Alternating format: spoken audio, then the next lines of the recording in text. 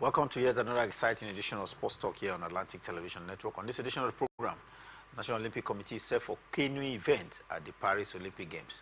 From tennis, Haruna will begin Olympic quest. And we'll look at football, and talking about football reminds me that champions are set to lock horns for the 2024-2025 football season here in Nigeria. Details of these and many more will be yours when we return from the break. Telling him not to counterpunch.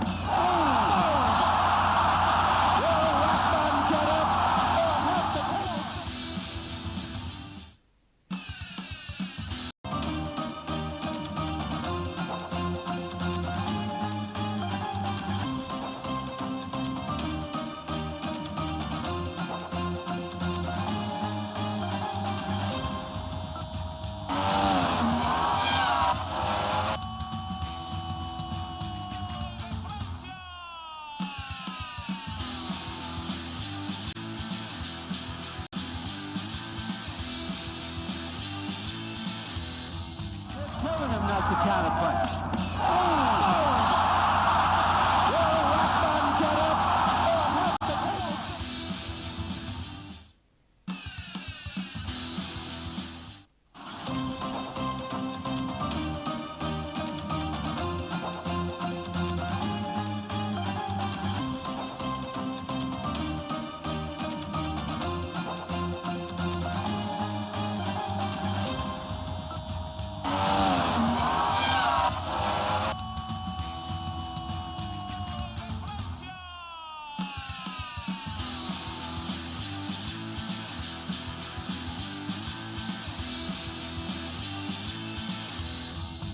Telling him not to counterpunch.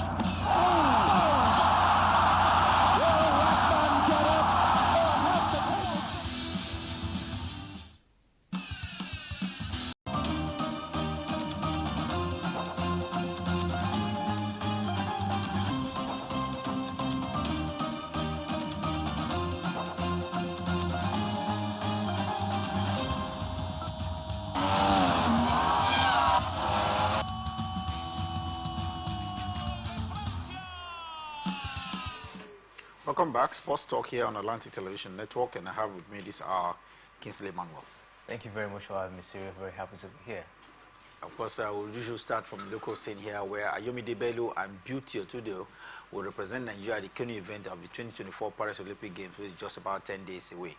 This is coming from the organizers of the competition, canoeing. We've never been at the canoe event at the Olympics before.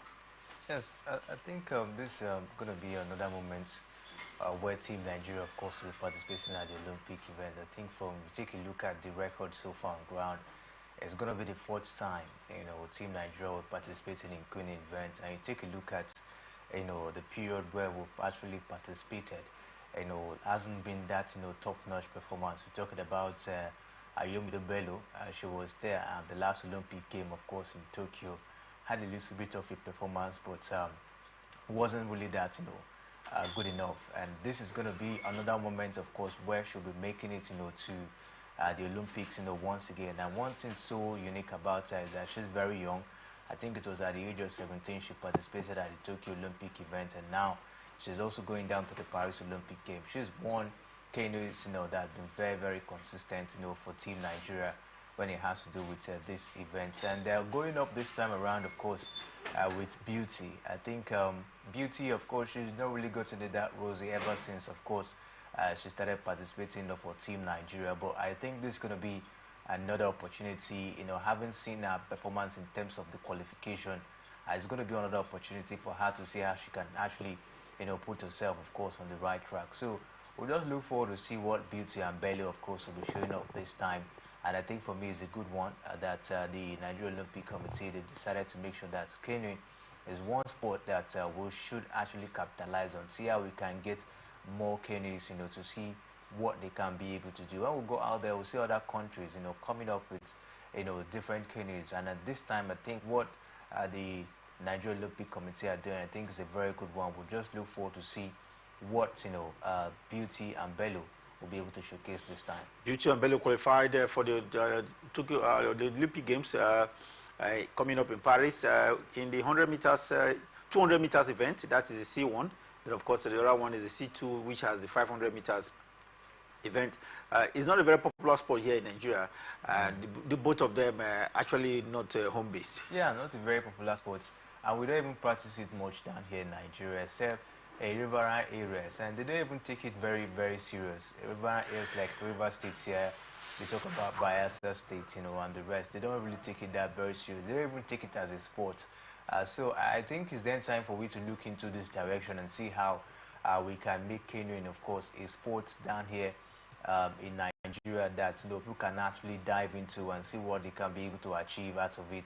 We always rely on, you know, foreign athletes. We always rely on foreign-based, you know, athletes. And even in athletics, you talk about anything sports, we'll always go down with the foreign athlete. And I think for me, it's not a good omen at all, you know, for the country. When we talk about, you know, harnessing talent, this is where we should actually, you know, be able to, you know, get talent from. Talking about canoeing, you know, you talk about sport like swimming and the rest of them. We have all of those means of making sure that, you know, we get athletes or we harness athletes from this sport, but we don't take them serious. Not a very popular sport in Nigeria, and it's then time, you know, for the, you know, for we to see if there could possibly be a canoeing federation. Let's see what they can possibly, you know, turn out. I think that's what the National Olympic Committee should be looking at, seeing how they can possibly put up an organization that will be in charge of all of this, and then we can be able to see how to harness talents when it has to do with canoeing in the country.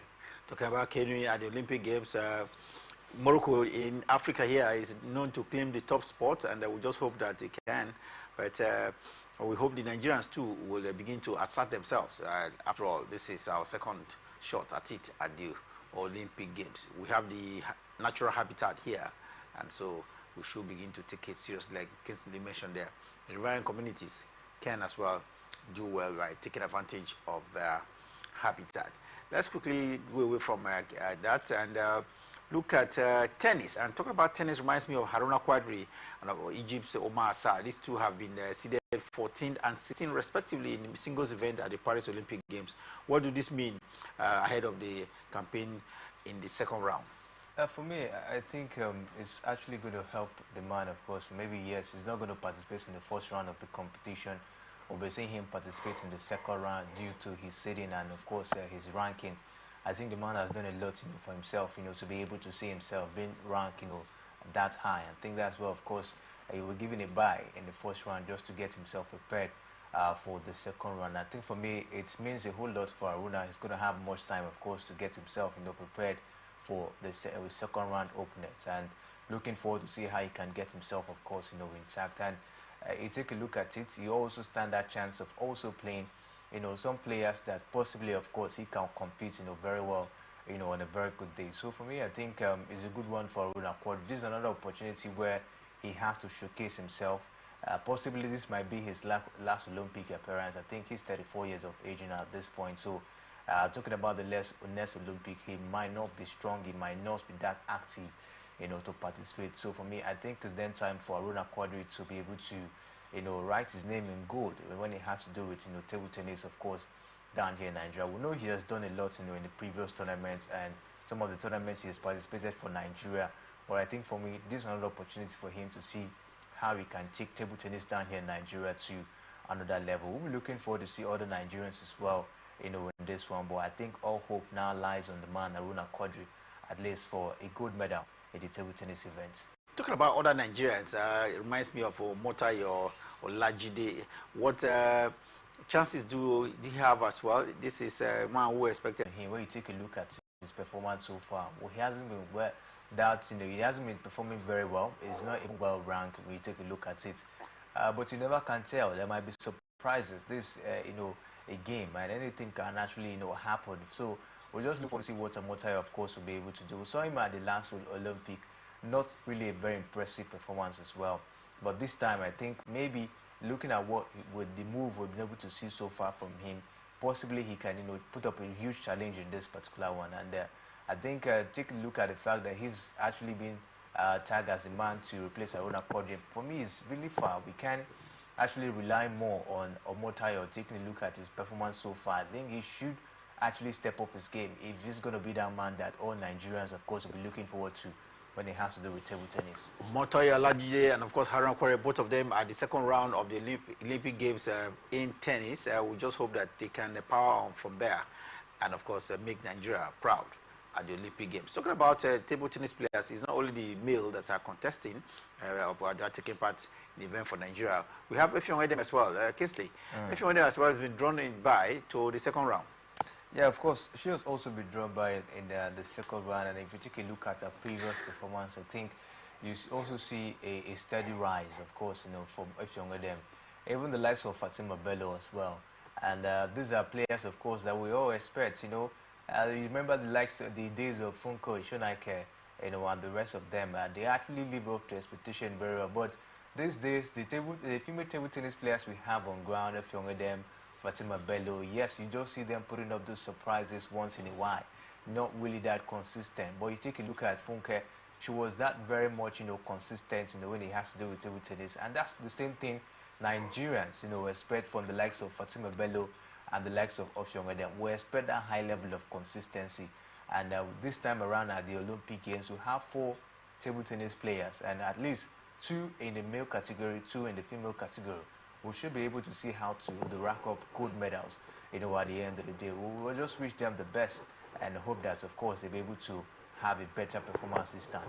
Wish the Nigerian contingent to the Olympic Games the very best. And from that tennis report, we'll go to cricket. And talk about cricket, reminds me that Yellow Greens wicket-keeper Suleiman Rusowe was awarded a player of the match as Nigeria delivered a stellar performance to defeat Kenya by 14 runs in the 4th T20 match, leveling the ongoing 7-match bilateral agreement to 2-2, bilateral series to 2-2 only yesterday. Kingsley, Nigeria powering on in cricket over Kenya. Yeah, for me, it's actually a surprising one, because when you talk about cricket, you also mentioned Kenya as one of the countries down here in Africa that has that, little bit of pedigree, in cricket. But I think for me, it was really an impressive performance from the Nigerian side. After the the different events, of course, we've seen, we didn't actually have much, prowess. I've seen them having that much prowess of actually as class in Kenya. But for me, I think was really an impressive one. And we saw the man, of course, you mentioned, talking about Suleiman Rusawi, actually had a very impressive performance in that encounter. Had about 60 runs of 51 balls in that particular encounter, and of course he was actually the man of the game. And for me, I think we started seeing the rise of cricket as well in the country. We saw what the female Yellow Greens, of course, did at the African Championship, and also we're seeing the male team as well also putting up some impressive performance. I think, in fact, over time, cricket has been on the rise, but we just have to make sure we take that final step of hitting it hard in the global stage. Nigerian senior male national team in cricket taking a tour of Kenya, and this tour we understand will have them involved in the 5 games and 2 of the OD matches, with the series climaxing on the 20th, just about a few days from now. We wish the Yellow Greens, Marines, the very best, and of course hoping that Rusowe, who have been drafted into the opening pair with Selimi Salo, both players laid a solid foundation that is good a run for a partnership of 110 runs. Like Kingsley mentioned, it's not a very popular sport, but it's been on the rise in the recent time. And with Cricket Federation here in Nigeria, we'd like to say congratulations for their efforts so far at reviving cricket here in Nigeria. If you know, cricket is the oldest sport in Nigeria, Kingsley. Yeah, cricket definitely the oldest sport in Nigeria, and over time we've seen steady progress in the Cricket Federation. We've seen players come and go. We've also seen coaches as well come and go, and I think we must actually give kudos to the president of the federation for making sure that, of course, cricket has been taken down to this level. But what we just need is that a global spark, getting it hard, of course, when it has to do with a global stage. We understand there are other African countries that are also doing well. Even Kenya, we just talked about. We talk about the likes of Rwanda, and the rest of them. These are countries in Africa that has more progress, in cricket. But in Nigeria, we're always seeing ourselves, of course, competing fairly. See what the female Yellow Greens, of course, were able to do at the African Championship. They were able to at least come back with a bronze medal, even when they were not given that adequate sponsorship. But due to their performance, the sport minister, of course, has to make sure he reward them with that, particular efforts, we saw down there. So for me, I think and just a little bit of touch, a little bit of ideas, of course, to be able to help team and cricket down here in Nigeria to be able to get down to a very, very enviable heights. Well, there will be action again between these two countries today, Nigeria and Kenya. Kingsley, what do you expect? For me, I think it's going to be another, interesting one. The Kenyans will be coming out this time. They'll be looking forward to make sure that what happened yesterday, of course, to not repeat itself this time. And I think for me, they have to watch it Roseway and the rest of them, of course, should see how they can step up their game than what they did the last time, or else the Kenyans, of course, will be coming very, very hard on them. But I still see the Yellow Greens, of course, getting that past this one once again. Let's bring you some long tennis story, and it is cheering that Rafa Nadal is back to the courts. Kingsley, after that French Open defeat, first round of defeat, very first in his career as well, where he will lose in the first round at the Grand Slam. He's had visits to the medics, and now he's back to the court. Only yesterday we saw him in action against Leopold, and he was on the winning note, 6-3, 6-4. Good is back. Good news that he's back, at this point. And for me, getting to win that game is, I think, for me, is a huge relief for him.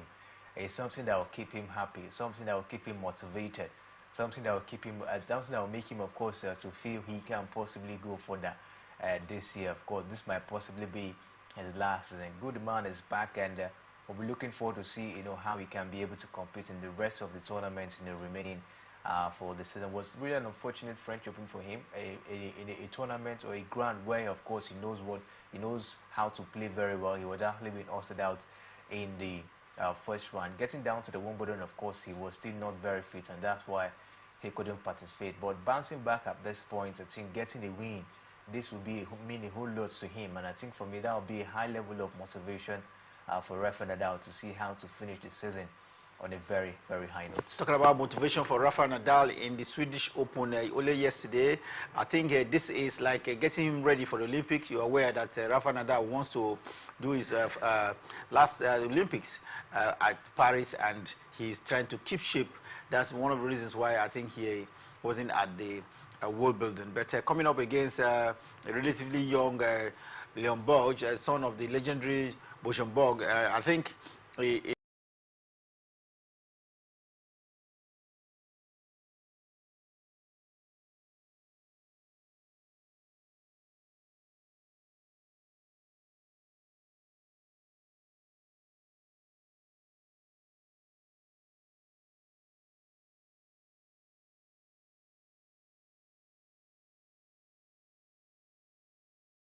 And I think for me, 24 minutes. 24 minutes. I think it's to see Rafa Nadal, of course, coming back and try to see how he can stretch himself a little bit. That in that particular one, I think for me is a good one for him. It shows that at least he's gradually getting back strength. 38 years of age. 8 years of age. Shows that gradually getting back his strength, and gradually, of course, seeing himself getting that fit enough to be able to stretch himself a little bit in the Olympics. He's going to be playing, I think, in the doubles with the man Carlos Alcaraz. And I think for me that would be a good pair, for them. And we look forward to see what, of course, the master and the boy will be able to do down there at the Olympics. Master Rafa Nadal, boy Carlos Alcaraz, now with 4 Grand Slams and counting. I must tell you, the guy is really, really hot on it. Rafa Nadal is up next. He has Cameron Norrie from Britain to contend with in the second round of the Swedish Open. That will be a very tight one.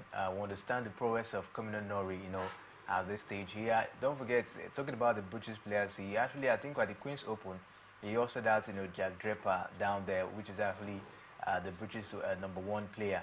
And if you take a look at his prowess, I think the man has stepped up his game. It will be a little bit of a tight game, of course, for Rafa Nadal.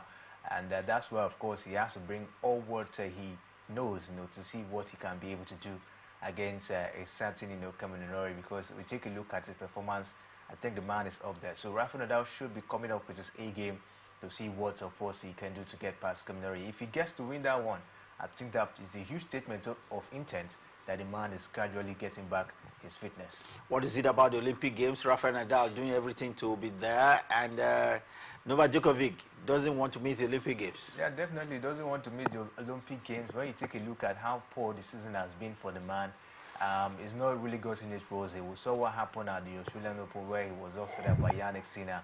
He hasn't really participated in most of the tournament. I think this time he selects tournament to play. Injury has also not been his best of friend. Just recently at the Wimbledon, he was actually being knocked out in the finals by Carlos Alcaraz. This is not, what we should expect from Novak Djokovic on a very good day. Taking a look at the fact that he's looking forward to surpass the record of Margaret Court, and a lot of record, for him, but for this season, he has not been that fantastic. He hasn't won any title so far, and I think heading down to the Olympics, of course, to see what he can do for himself will mean a whole lot for the man, and I think he's going to get himself, more prepared, to see what, of course, he'll be able to do at the Olympic Games. Well, that will be a point for taking a break. And when we return from a break, we'll bring you more exciting stories, especially in football, where the fixtures for the Nigerian Premier League for 2024-2025 football season is being revealed. And across Europe, the biggest news right now is the resignation of Gary Southgate, the coach of the Three Lions of England. He came second at the just concluded Euro, but he believes that after 8 years, someone else has to take the saddle. We'll let you know the circumstances that led to his resignation and what to expect. Who can take over from Gary Southgate as the new English manager? When we return from the break, stay with us.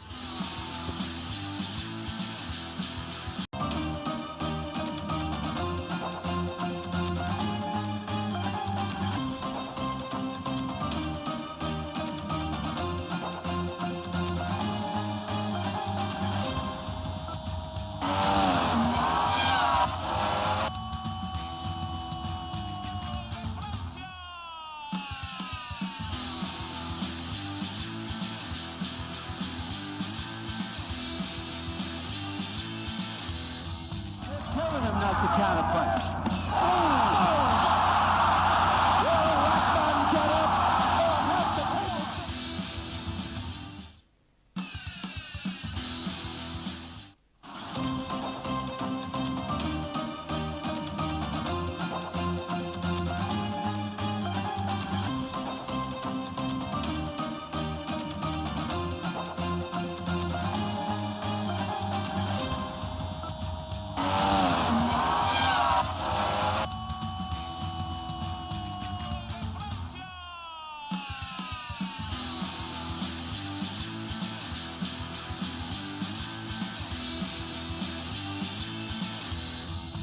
Telling him not to counterpunch.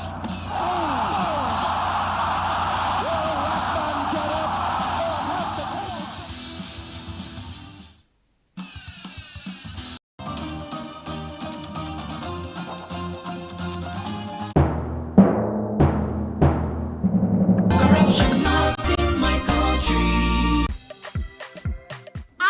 Driver, why you just dey jack us up and down like this now? I hope nobody carry belle. Why you ask oh? Because this road where they see so, it no guarantee safe delivery. We just dey vote for government, but we not get good governance. At all. Road so e no dey, light o usai, the infrastructure nko e come turn to be forbidden fruit for the city. Corruption, quell everything.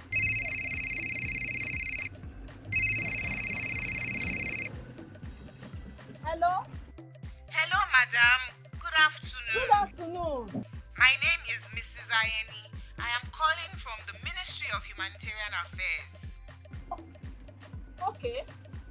Okay, I've been expecting your call. Madam, remove this your phone from loudspeaker. No vex, now my phone be like that. Hello? Are you there? I hear, I'm hearing you. Yes. We saw a copy of your invoice for computers, printers, and laptops. Yes. Are you working on them now? Ma, the prices you quoted are way too high now.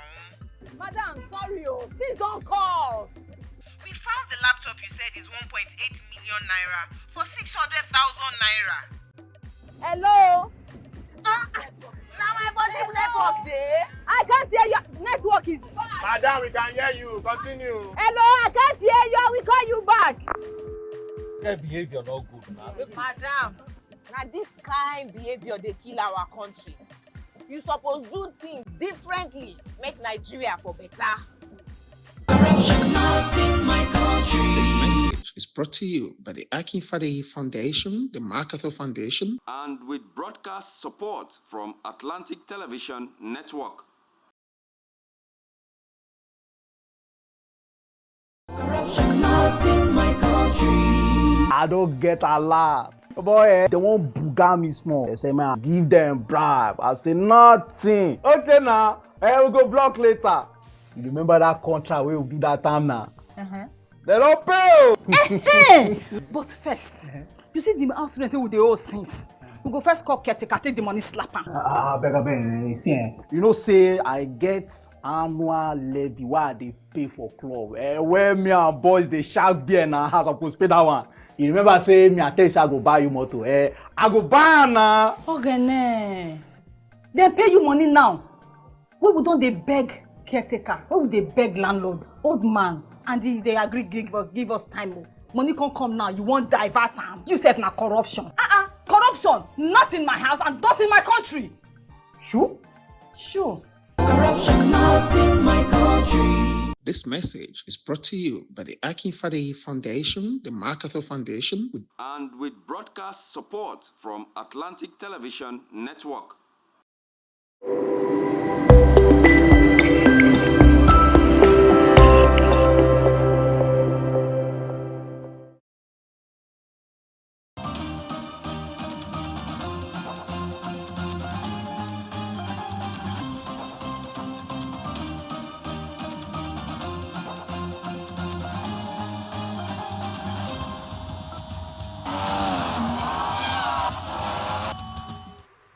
Welcome back. Sports Talk here, and we're on the second half of the program. I haven't told you that Nigeria is doing well right now in cricket. Haven't taken on Kenya in a series of games, and beyond that, in the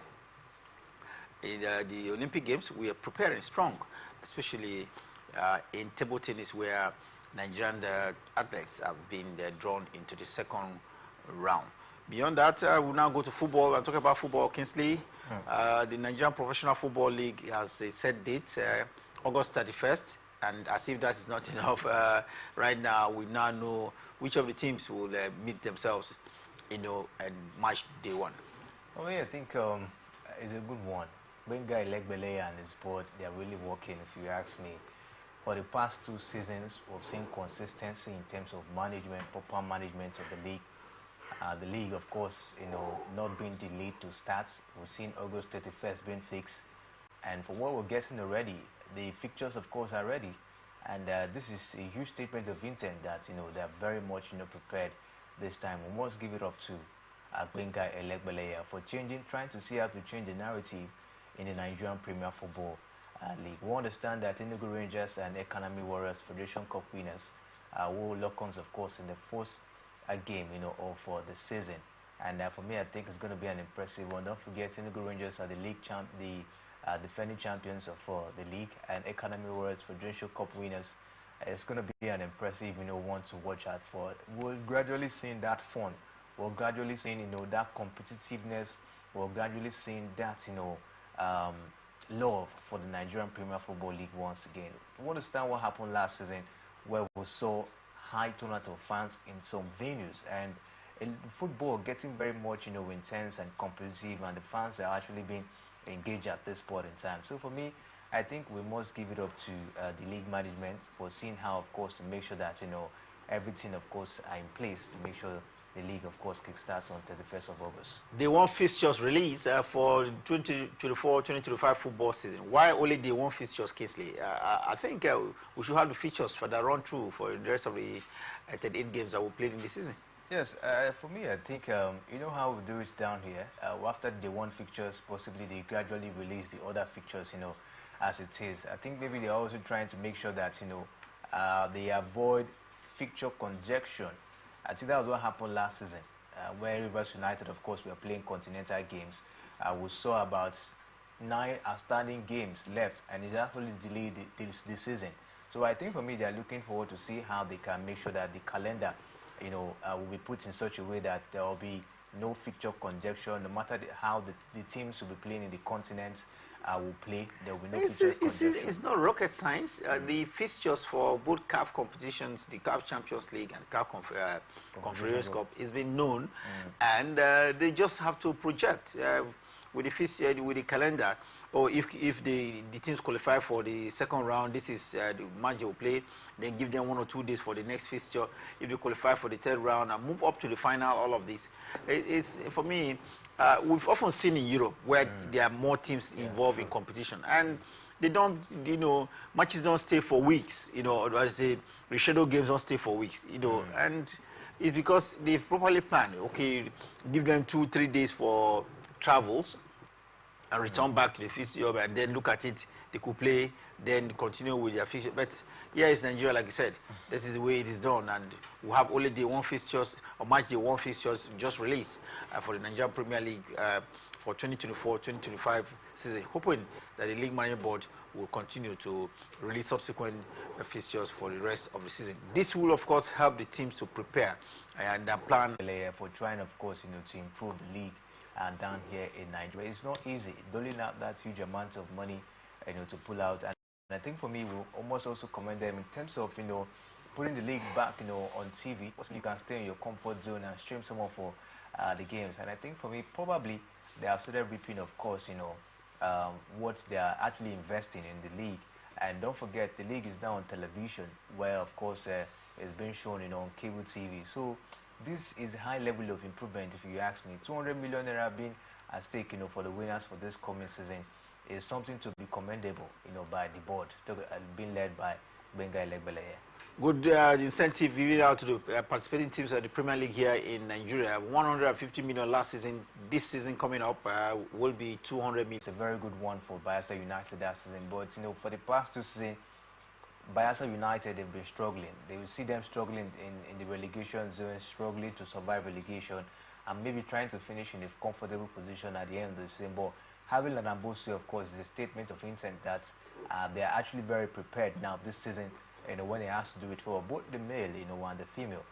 We understand that White Ogbonna, who left Rivers Angels, is now the female coach of Bayelsa Queens as well. So for me, I think you take a look at this move by the Bayelsa State government is a very good one. And having someone like Ladambosa at the helm of affairs at Bayelsa United, I think the players will be motivated.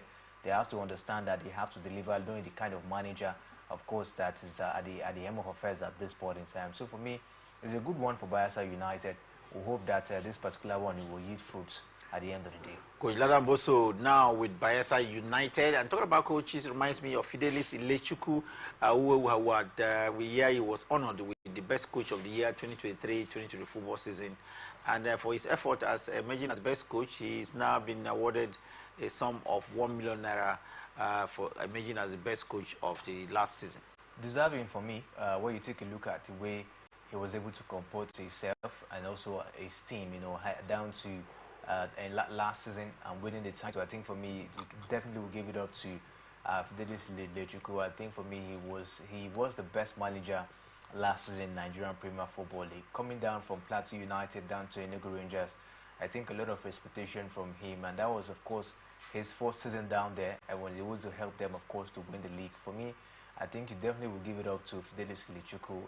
Talk about his tactics and the way, of course, he was able to, put himself together with the players. I think for me, he deserved that particular honor. What is it about Fidelis Ilechukwu? Every time we spoke to him in the course of the season, he didn't see the league himself as emerging as winner of the league.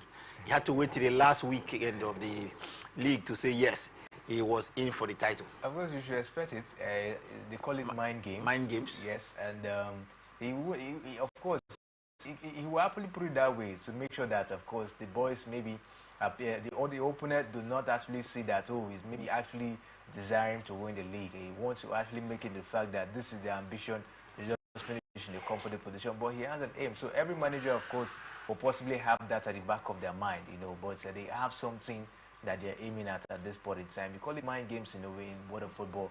And I think that's what Fidelis Ilechukwu actually, adopted to make sure that Enugu Rangers won the league last season.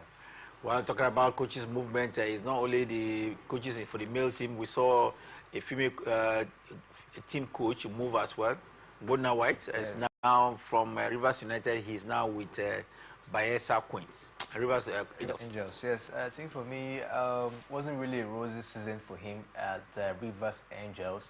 Although he helped them, of course, to win the Federation Cup. But if you take a look at it, in the league, Rivers Angels didn't have a very impressive performance. And I think before he took this move, I think probably the offer might be very good for him. That's why, of course, he left Rivers Angels, down to Bayelsa, Queens. Bayelsa Queens are also another strong side.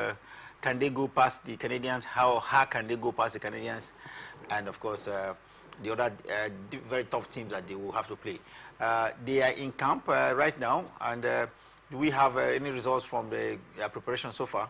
Yes, they're going to be looking us against Canada today in a friendly game in preparation ahead of the Olympic Games, and for me, it's a good test. They've been in Spain for some couple of days now. Yes, they've been in Spain, in Seville for a couple of days preparing, and that friendly, of course, will be coming up today against Canada. And for me, I think it's a good test for Super Falcons of Nigeria, heading down to the Olympic Games where they have, strong opponents like Brazil, Japan.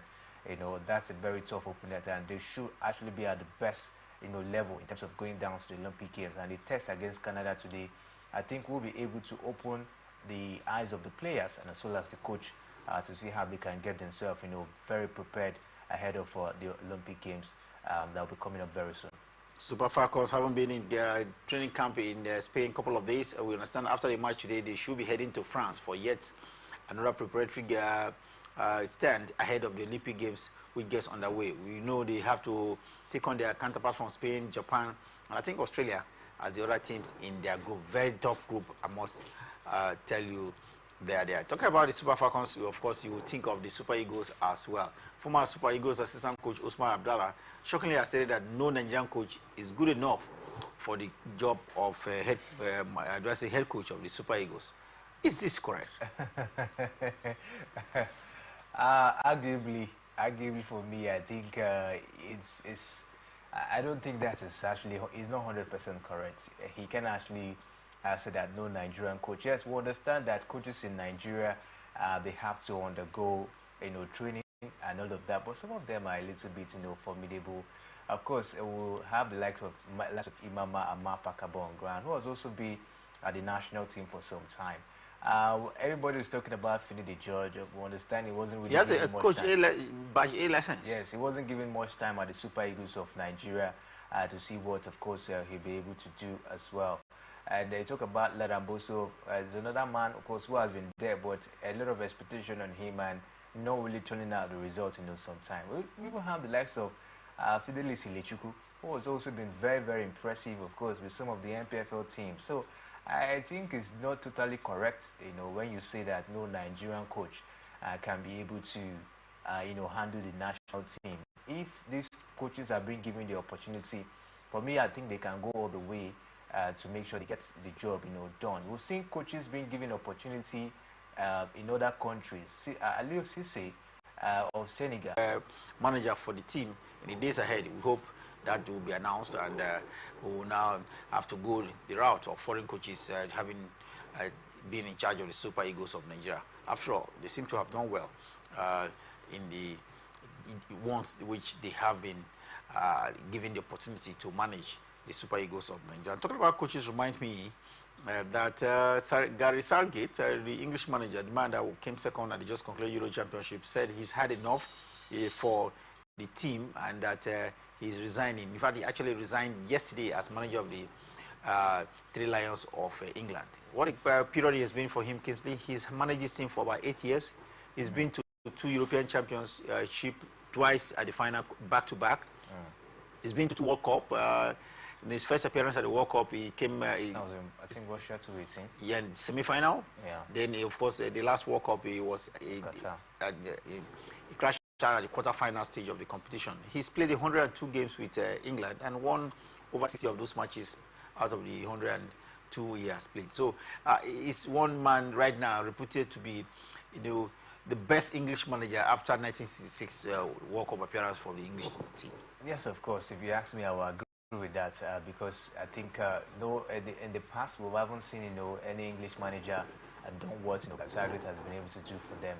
despite the fact that being there 8 years, he was unable, of course, to give them a title. But we saw how he was able, of course, to take the team to different finals. And yes, we understand taking the final step has always been a difficult one for him and his team. But I think for Gary Saidi, he's done a whole lot for the English national team. I think for me, the English fans were not that patient.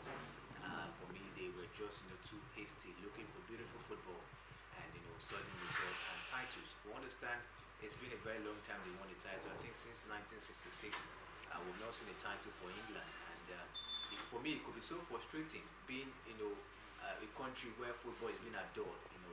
Staying for that long, 58 years, no title. That could be very, very frustrating for the fans and as well as the federation as well, even the players. And I think for me, if you take a look at what Saudi has done, he was almost there, but taking the final step was the difficult thing at that point. And for him to resign, I think it's an honorable one for him because he shouldn't stay there and then at the end of the day he's actually being relieved of his job. It's going to be very embarrassing. But putting that resignation letter for me is a good one for him to take about. According to him, he said he wants to take another action elsewhere. I say for me, it's the best decision if you ask me for Gary Southgate, and we'll see who comes in next for the role of the coaching role down in England. Is it Eddie Howe? Is it Cobb, former Liverpool manager, or who else comes in? Is that search has begun already with the English FA? We hear that the likes of Eddie Howe is there. Graham Potter, the former Brighton manager, of course, is also there. And the talks are also directing the impact of Mauricio Pochettino, the former Chelsea coach. And we'll just see our fingers, we'll keep our fingers crossed and see, how who they, of course, are able to get into that position. But I tell you, the coaching job in the English national team is a very, very big job. That you have to be emotionally stable, you have to be strong. We saw how Gary Southgate was even able to handle the pressure, from the fans when he was actually being, he was actually being attacked by the fans of maybe not getting the substitution right, not getting the result, the English team not performing, as star-studded as they are. We saw how he was able to handle those pressure and at the end of the day still deliver, getting them to the final. So whoever is coming must be able to be, emotionally strong to see how he can handle team, because handling such a team, comes with a lot of pressure. When you don't deliver, a lot of course will come on you, and we'll just see who the English FA will appoint at the end of the day. Fingers crossed, and we hope that they will come out with a choice that will develop, just say the trophy to England. After 58 years or thereabout, they have not been able to win any international on to a greater challenge or a better challenge elsewhere. Of course, he played for nearly 60 times.